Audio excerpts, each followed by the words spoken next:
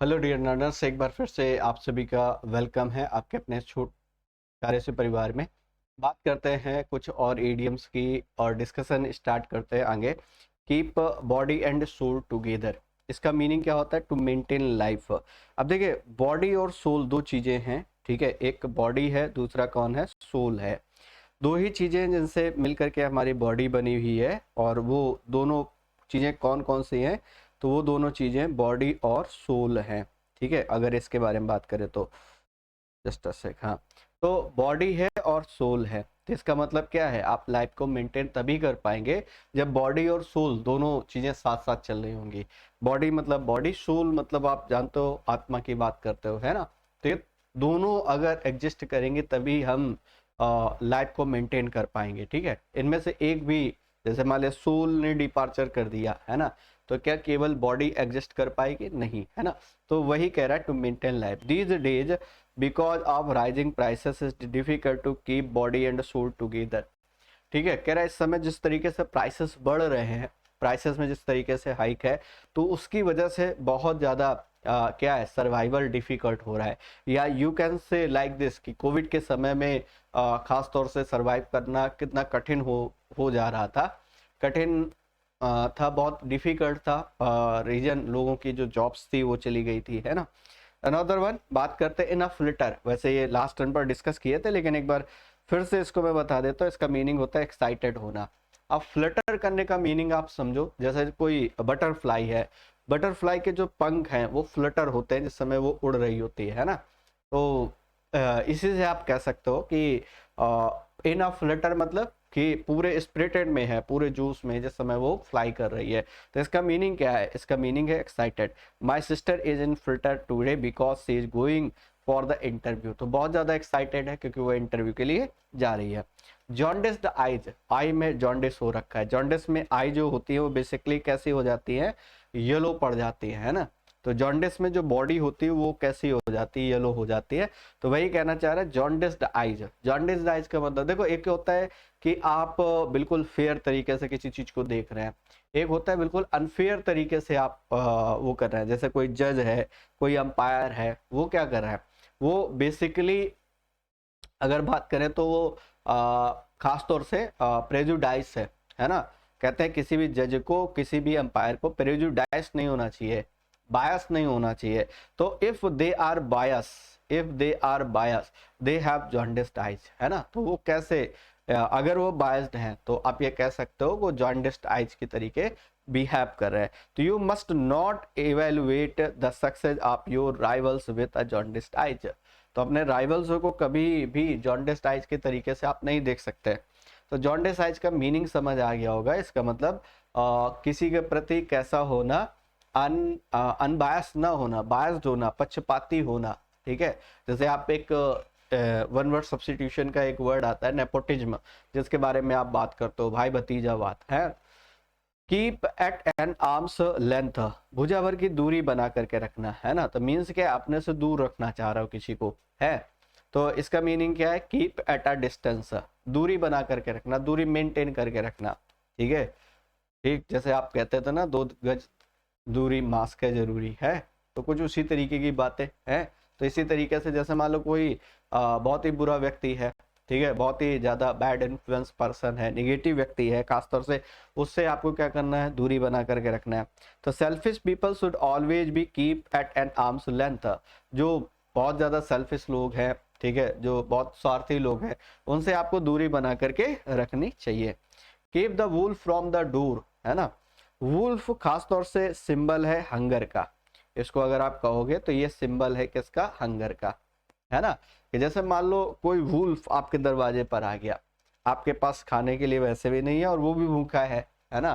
तो फिर आप क्या करोगे? तो इसीलिए कहते हैं keep the wolf from the door, ठीक है। वुल्फ को डोर से दूर रखना मीन्स क्या है? हंगर ना आने देना, स्टारवेशन ना आने देना। आप अच्छे से अपना सर्वाइवल चला पा रहे हो। तो इसका मीनिंग क्या है? टू अवॉइड स्टारवेशन, स्टारवेशन को अवॉइड करना। In India millions of people struggle hard to keep the wolf from the door. तो बहुत सारे जो लोअर मिडिल क्लास हैं या उनसे नीचे वाले हैं, वो क्या करते हैं? वो तो बहुत ज़्यादा मुश्किल से जीवन यापन करते हैं। They are struggling for their survival. Another one kith and kin, ये क्या होता है, रिलेटिव जो होता है, ब्लड रिलेशन कह सकते हो, रिलेटिव जो कह सकते हो, नियर एंड डियर वन कह सकते हो, किथ एंड किन, है ना। किथ मतलब सगे संबंधी, वहीं से आप रिलेट कर सकते हो किथ एंड किन। तो कह रहा है if we have no love for our kith and kin we can not be expected to love humanity, है ना। तो एक सिंपल सी बात है कि आपके सबसे बड़े चिंता आपके सक्सेस के बारे में आपके घर वाले भले ना पूछे, लेकिन ये किथ एंड किन जरूर आपके नाक में दम कर लेते हैं, बेटा क्या हुआ, इस समय क्या चल रहा है ना। तो ये बड़ी अनरियलिस्टिक सी बात हो जाती है।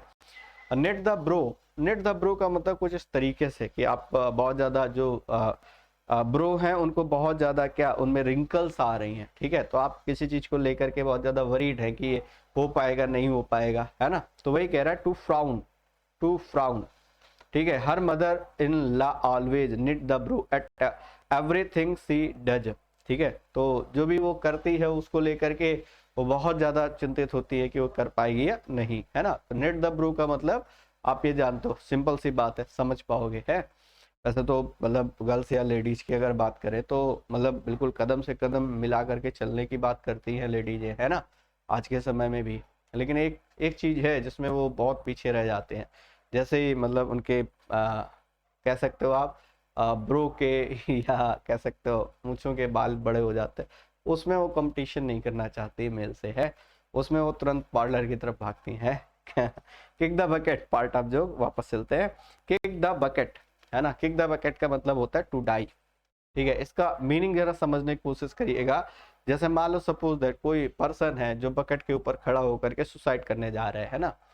तो वो क्या करता है, अगर वो बकेट को जैसे हिट कर देगा, किक कर देगा, वैसे वो क्या हो जाने वाला है, मर जाने वाला है ना। तो जैसे इससे रिलेटेड आपने कई ईडियम किए थे, जैसे अगर आपको याद आ रहा हो तो आपने कहा था ब्रीथ वंस लास्ट, अगर याद आ रहा हो, ब्रीथ वंस लास्ट, अंतिम सांसें लेना, ये इसका एक ईडियम तो आपने ये पढ़ा था, ब्रेथ वंस लास्ट, अंतिम सांसें लेना, है ना। और इसी तरीके से आपने एक ईडियम और पढ़ा था, अगर आपको याद आ रहा हो, give up the ghost, give up the ghost. देखिए ये चीजें आपको करनी पड़ेंगी, आपको सेम टाइप की चीजों को एक साथ समराइज करना पड़ेगा, वरना आप मेहनत करते रह जाएंगे। बाकी जो इसीलिए कहते हैं ना स्मार्ट स्ट्रेटजी के साथ आपको पढ़ना है, तो वह यही छोटी छोटी चीजें आपको ग्रिप करनी है।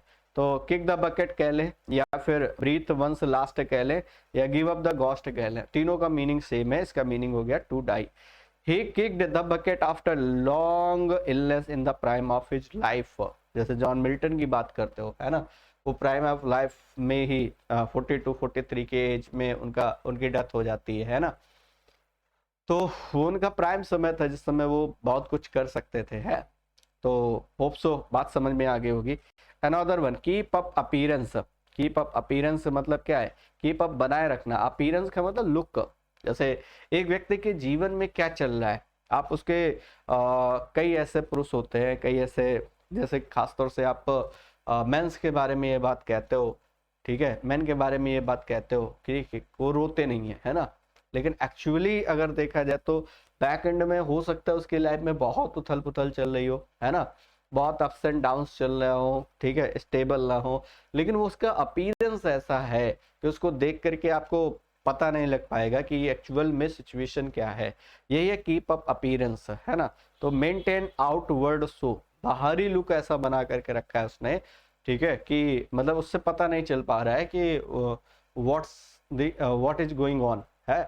जैसे खासतौर से कहा जाए कि एक बेचारा मुसीबत का मारा पति, है ना, तो उसके घर पे कितनी समस्याएं चल रही हैं, मतलब किस तरीके से उसको कर्टन लेक्चर्स दिए जा रहे हैं। कर्टन लेक्चर्स पीछे मैंने बताया था, रिप्रिमांड बाय वाइफ, है ना। तो वो डिस्क्लोज कैसे कर दे, है ना, तो वो उसको मेंटेन करके रखता है। बाहर ऐसे दिखाता है जैसे कि मतलब पूरी तरीके से डोमिनेंस उसका है, लेकिन इंटरनल बात कुछ और है। Another one, keep once finger crossed, इसका मीनिंग क्या होता है। इसका एक परफेक्ट एग्जांपल मैं आपको बताता हूँ, टू वेट एक्सपेक्टेंटली, है ना, इंतजार करना किसी चीज का, खासतौर से इस तरीके से फिंगर क्रॉस करना। और आप देखिएगा रितिका जो कि मिसेज हैं रोहित शर्मा की, उनको देखिएगा आप, तो जब भी रोहित शर्मा बैटिंग कर रहे होते हैं उस समय वो बिल्कुल इस तरीके से फिंगर्स क्रॉस्ड करके बैठती है ना। तो इसका मतलब she is expecting for the result. जैसे अब कई बार कोई मैच जो बड़ा क्रूशियल है लास्ट बॉल तक जा रहा है ना, हम बड़ा एक्सपेक्टेंट होकर के देख रहे होते क्या होने वाला है, रिजल्ट क्या होने वाला है। We had to keep our fingers crossed till the last ball was bowled. जब तक आखिरी बॉल नहीं डाल दी गई तब तक हम बहुत क्यूरियस थे कि क्या होने वाला है। Keep the pot boiling, keep the pot boiling का मीनिंग क्या होता है? पॉट को बॉयल करने का मीनिंग क्या है? कोई पर्सन पॉट को बॉयल कब कर पाएगा? जब वो उसके पास खाना, मतलब जो उसके पास पकाने के लिए कुछ होगा, मतलब सर्वाइवल की बात है। तो वही है earn hardly enough for living, मुश्किल से। जैसे आप कोविड के समय का अगर आप कोई एक इंसिडेंट याद हो, जिस समय बहुत सारे जो मजदूर थे वो किस तरीके से रेलवे ट्रैक में उनकी डेथ हो गई है ना, और सूखी रोटियां वहां पर देखने को मिली है ना। तो किस तरीके से बेचारे वो सर्वाइवल चला रहे होंगे, और गवर्नमेंट कितनी मतलब बहुत ज़्यादा उनके प्रति बहुत ही ज़्यादा अनसिंपैथेटिक बिहेवियर रहा गवर्नमेंट का। ठीक है, तो उस समय शायद उनको सपोर्ट करना चाहिए था, गवर्नमेंट को बहुत कुछ सपोर्ट करना चाहिए था। वो एक ऐसा फेज था हर एक की लाइफ में जो बहुत ही ज़्यादा बुरा फेज था, है ना। तो कीप द पॉट बॉइलिंग का मीनिंग क्या हो गया? इसका मीनिंग ये है कि किसी तरीके से सर्वाइवल चला पाना। जैसे आप कहते हो ना फ्रॉम हैंड टू माउथ, जैसे एक इडियम ये आता है from hand to mouth. From hand to mouth का मीनिंग क्या है? इसका भी मीनिंग सेम है, किसी तरीके से सर्वाइवल चला पाना। तो कीप द पॉट बॉइलिंग या फिर from hand to mouth. He is earning only to keep the pot boiling, याद रखिएगा। Kick one's heels, kick one's heels, वैसे दो इडियम होते हैं, कूल वंस हील्स। तो इसका मीनिंग होता है इंतजार करना किसी का। जैसे इडियम आप पढ़ते हो cool one's heels, cool one's heels, इसका मीनिंग क्या हो गया? इसका मीनिंग होता है to wait, to wait for someone, किसी का इंतजार करना, you are waiting for someone. ठीक, लेकिन जब आप बात करते हो kick one's heels, kick one's heels, इसका मीनिंग होता है वेस्ट टाइम इन वेटिंग। ठीक है, तो इसमें एक वर्ड और इंक्लूड हो गया है, वो है वेस्ट। ठीक है, तो वेट करते समय टाइम वेस्ट करना, this is called kick one's heels. और कूल वंस हील्स का मतलब to wait. As the train was late, क्योंकि ट्रेन लेट थी, we had to kick our heels at the station, तो हमें स्टेशन पर टाइम वेस्ट करना पड़ा, है ना। तो ये दो थोड़ा सा स्लाइटली डिफरेंस है, अगर आप समझ पाए कूल वंस हील्स और एक ये है आपका कौन सा किक वंस हील्स, दोनों में डिफरेंसेस है। Keep abreast of, keep abreast of, साथ साथ चलना। जैसे जिस तरीके से इस समय मॉडर्न जमाना, मॉडर्न सोसाइटी जिस तरीके से चेंज हो रही है, तो आप उसके साथ साथ बने हुए हैं। कीप एब्रेस्ट ऑफ, एब्रेस्ट मतलब बिल्कुल साथ ही साथ, है ना। तो उससे जैसे मान लो ये दो व्हीकल हैं, ये साथ ही साथ एक साथ रन कर रहे हैं, है ना। तो इस मीन से क्या है कि आप जिस तरीके से सोसाइटी चेंज हो रही है, जिस तरीके से जमाना चेंज हो रहा है, उसके उसी तरीके से आप भी अपडेटेड हैं। ठीक है, अपने आप को उसी तरीके से मॉडिफाई कर पा रहे हैं। नॉट टू फॉल बिहाइंड, पीछे न रहना, बल्कि साथ कदम से कदम मिला करके चलना। तो it is very important for the young person to keep abreast of political development in the country. तो यंग पीपल की खास तौर से जिम्मेदारी है, जो यंग हैं, कि वो साथ ही साथ देश में जिस तरीके से पॉलिटिकल डेवलपमेंट हो रहा है उसके साथ साथ चले। लॉस्ट इन द क्लाउड्स, बादलों में खो जाने का मीनिंग क्या है? कि आप बहुत ज्यादा कंफ्यूज्ड हो गए हैं, है ना।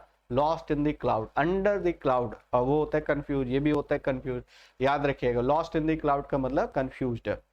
तो my psychology teacher is often lost in the cloud is sometimes is unable to explain the question clearly. कई बार हम क्वेश्चन को क्लियरली एक्सप्लेन नहीं कर पा रहे, खासतौर से यहाँ पर बता रहे कोई साइकोलॉजी का टीचर है जो सही से क्वेश्चन को एक्सप्लेन नहीं कर पा रहा है, तो इट सीम्स, ठीक है, कि he is lost in the clouds.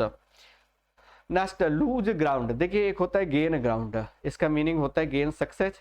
दो ईडियम है आपके, एक ईडियम है आपका गेन ग्राउंड, एक ईडियम है आपका गेन ग्राउंड, इसका मीनिंग होता है गेन सक्सेस। जबकि लूज ग्राउंड का मतलब होता है, तो जैसे मान लो गेन ग्राउंड आप ऐसे कह सकते हो कि कोई लीडर है, उसने कोई पोजीशन पा ली है, कोई पोजीशन ग्रिप कर ली है, तो ही इज गेनिंग ग्राउंड, है ना। लेकिन अगर वो अपनी पोजीशन को नहीं बचा पाया तो he is losing his ground, है ना। तो होप सो बात समझ में आ रही होगी आपको। तो लूज ग्राउंड का मीनिंग क्या है? Fail to keep position. जबकि गेन ग्राउंड का मीनिंग क्या है? इसका मीनिंग हो गया कि a person who is unable to keep his position या who is fail to keep his position. The believe in prophecies and horoscopes is losing ground these days.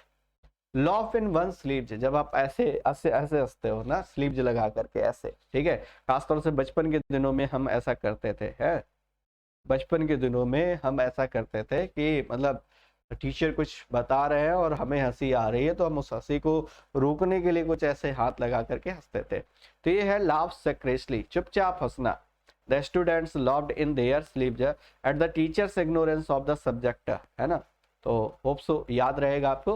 तो ये थे आज के ईडियम्स, ठीक है, और hope so day by day आप बेहतर फील कर रहे होंगे और यही सारे ईडियम्स आपको एग्जाम में देखने को मिलेंगे। में से बहुत सारे ईडियम आपके बार बार रिपीट होते हैं कि किन न जाने कितने बार आया है, गेन ग्राउंड न जाने कितने बार आया है, गिफ्ट ऑफ द गैप न जाने कितने बार आया है। तो इनको अच्छे से प्रिपेयर करिए, सेशन को कम से कम 2 से 3 बार देखिए। बार बार मैं एडवाइस करता हूँ, मुश्किल से आपको कुछ ही मिनट का सेशन होता है, आप रिकॉल कर सकते हो, अच्छे से अपने प्रिपरेशन को बूस्टअप कर सकते हो और सुनने से बहुत बेहतर क्लियर होता है रादर देन रटने की अपेक्षा। आप सेशन को 2 बार सुन लीजिए, 3 बार सुन लीजिए, होप सो आपको मोस्ट ऑफ द ईडियम जो है वो लर्न हो चुके होंगे। तो thanks for attending this session, thank you guys. बाकी मिलते हैं नेक्स्ट सेशन में, इसी के आगे करेंगे प्रोसीड। Thank you.